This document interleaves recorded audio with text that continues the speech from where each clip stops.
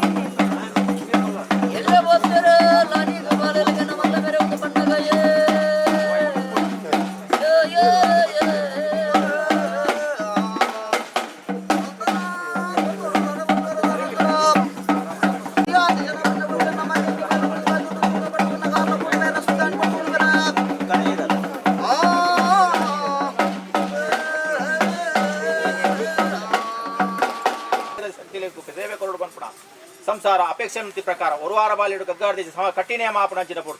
ಮಾಪನಂಚಿನ ಪಡ್ತು ಹೆಚ್ಚು ಕಮ್ಮಿ ಏರ್ಪೇರು ವಿಷ ಅಂಬುತ್ತ